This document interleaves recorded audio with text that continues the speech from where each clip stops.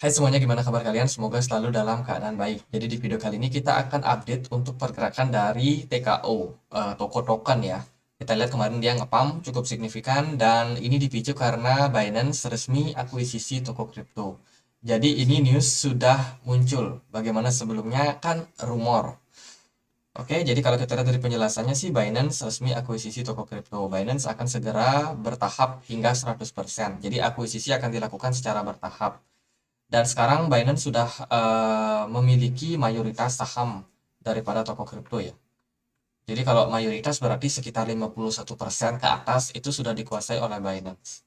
Jadi akuisisi ini masih akan terus berlangsung teman-teman. Dan satu lagi, Pang Shukai itu founder toko kripto akhirnya mundur dari jabatannya sebagai CEO dan sekarang diganti ya. CEO toko kripto diganti oleh Yudono Rawis yang menjabat sebagai interim CEO. Tapi Pang Shukai masih akan bergerak sebagai eh, penasihat dewan direksi ataupun komisaris toko kripto. Jadi itu, kalau kita lihat sih dari newsnya ini sebenarnya direspon positif oleh market. Kita akan masuk langsung ke chartnya, kita udah dapat news. Teman-teman harus tahu di market itu prinsipnya adalah buy on rumor, sell on news. Jadi ini berlaku buat transaksi di market saham, di forex, di indeks, ataupun juga di kripto. Jadi buy on rumor, sell on news. Kemarin kan rumor tuh Binance dirumorkan atau katanya atau apapun istilahnya yang menunjukkan bahwa sebuah berita itu belum pasti atau belum dikonfirmasi dan saat ini sudah confirm resmi teman-teman, confirm Binance sudah akuisisi toko kripto, artinya adalah sell on news. Maka kalau kita lihat dari pergerakan dari TKO kemarin sempat ngepump cukup signifikan, naik sampai kisaran 6.000 something terus drop teman-teman. Jadi ini bukti bahwa sell on news itu benar-benar relate. Dan juga di kenaikan kemarin yang Binance sampai ke 8.000, 9.000 ini, itu adalah rumor yang muncul. Jadi candle hijau ini adalah rumor.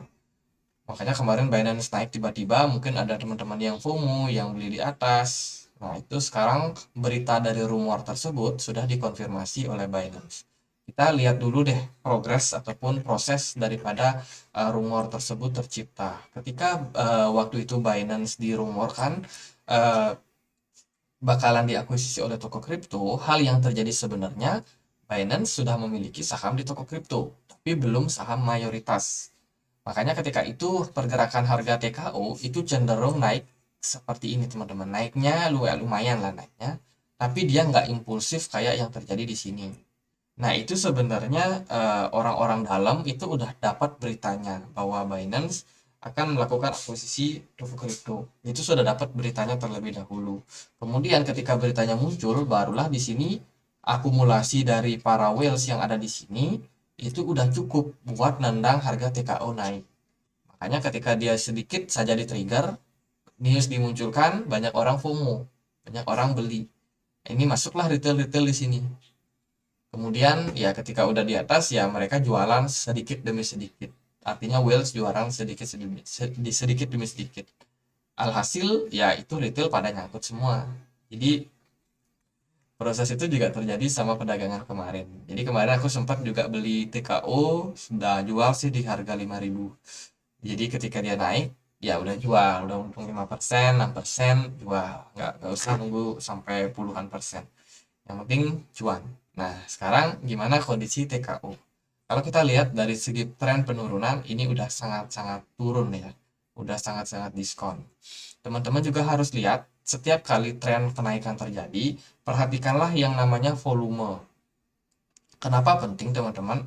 Karena volume adalah penggerak daripada market. Kalau volumenya tinggi, kalau tinggi berwarna hijau, ada kemungkinan volumenya itu volume buyers itu cukup kuat buat mengangkat harga. Jadi harganya benar-benar kepam karena memang volume perdagangannya kuat. Kekuatan dari market itu sangat kuat. Jadi intinya volume itu adalah kekuatan daripada market. Tapi kalau volumenya udah kecil, ini kan volumenya turun nih, yang merah-merah nih. Ada dua candle merah, volumenya agak kecil. Nah, itu menunjukkan bahwa ini volume udah mulai hilang. Artinya kekuatannya udah mulai hilang buat gerakin market naik. Jadi alhasil TKO turun lagi. Nah, itu sekilas kita akan lihat dulu dari time frame 1 hari seperti apa. Dari time frame 1 hari, sebenarnya TKO melanjutkan tren koreksi lagi, teman-teman. Nah, kalau kita lihat dari segi indikator MACD ya, posisi TKO sebenarnya ini setelah terjadi dead cross, ini adalah ongoing buat koreksi lanjutan. Artinya adalah ke depan peluang TKO untuk koreksi bakalan masih ada. Jadi bisa aja TKO bisa turun lagi ya lebih dalam, mungkin bisa ke 3.000 atau ke 4.000. Jadi hati-hati buat teman-teman yang kemarin FOMO ada beli TKO, hati-hati sekali. Ataupun kalian misalkan merasa ini kesempatan yang bagus sebenarnya buat beli ya, mungkin setelah akuisisi daripada Binance ini TKO bisa berbenah, siapa tahu TKO project-projectnya semakin bagus, ada launchpad yang semakin bagus, mungkin akan ada perbaikan UI di aplikasinya yang jadikan semakin bagus, pengguna semakin banyak ya, mungkin untuk long term sebuah positif lah kalau dia diakuisisi dan di develop dengan baik oleh Binance. Karena kan ini baru pergantian nih, CEO-nya baru diganti dan lain sebagainya. Mungkin perubahannya nggak akan terasa sekitar beberapa bulan ke depan, tapi mungkin dari internal mereka semakin berbenah. Semoga hal itu yang kita harapkan ya. Jadi kalau kita lihat sih dari segi jangka pendek, saya merasa TKO bakalan turun jangka pendek. Koreksinya mungkin cukup wajar kalau TKO bisa turun sampai ke kisaran 3.600. Kenapa? Karena di level ini ada sideways yang sangat panjang terjadi pada TKO. Artinya adalah di sini ada banyak sekali buyers, akumulasi yang terjadi. Terbukti memang volume perdagangan di level-level tersebut ketika dia ngetes level ini itu agak-agak tebal ya, meskipun nggak tebal-tebal banget sih sebenarnya. Kalau dari segi use case, TKO ini terkoneksi, terintegrasi sama toko mall. Jadi kita bisa beli NFT dengan TKO. Kemudian juga ada Launchpad yang belakangan ini tuh jarang sekali ya. Ketika terakhir ada NBT yang listing, terus abis itu nggak ada lagi, teman-teman. Semoga setelah akuisisi dari TKO ini, Launchpad-nya bisa diaktifkan kembali. eh, Lebih banyak orang yang beli TKO ke depannya kalau ada launchpad baru, ada listing coin baru di TKO, semoga itu yang terjadi.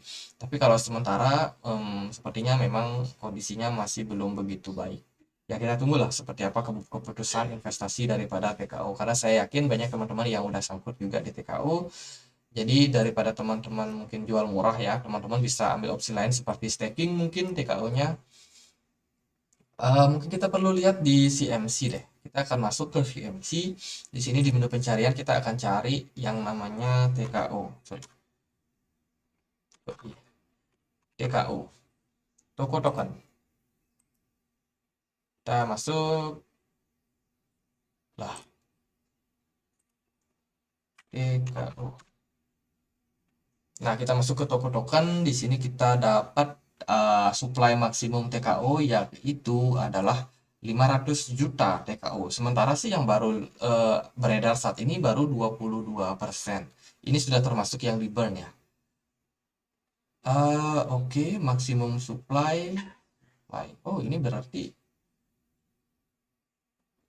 oke, TKO sudah. Oke, kalau kita lihat sih di sini menunjukkan bahwa yang ada yang di beredar saat ini tuh baru 22% ya untuk koin dari TKO. Terus kalau kita cek info lebih lanjut di sini kita dapat nih public sale mereka itu ada di 15%, which is yang ini. Jadi ini adalah 15% di market, kemudian ada private 1%, untuk foundation, untuk yayasan mereka ada 2%, blablabla. Dan sekarang kalau kita lihat dari sini kepemilikan yang paling besar untuk TKO itu ada di mining ya kalau nggak salah, atau di advisor. Ini agak-agak bingung nih. Oh, di tim yang paling banyak, kemudian di public sale juga paling banyak, jadi di market paling banyak, ini retail banyak sekali punya TKO ya.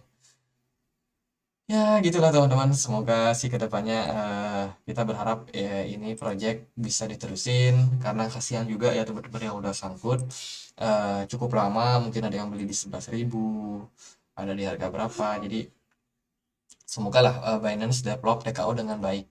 Kalau menurut aku pribadi ya gitu aja, buat TKO nggak terlalu banyak, jangka pendek dia bakalan turun, tapi jangka panjang kita harus menunggu lagi seperti apa keputusan dari Binance, apakah bakalan di-develop dengan baik untuk project ini ya. Ya teman-teman, itu target kita ingat tadi turun ke 3.500 dalam jangka waktu dekat. Ini juga akan disesuaikan sama pergerakan Bitcoin yang memang cenderung agak turun nih di perdagangan beberapa hari terakhir. Jadi itu sell on news. Akhir kata, saya Andre, makasih.